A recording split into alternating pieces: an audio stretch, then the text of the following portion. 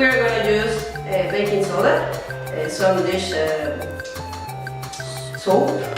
There are some drops of coloring, it's red and yellow, and some of vinegar. So first of all, we're going to use all this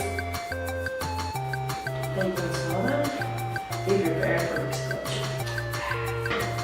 And like a spoon of this dish soap.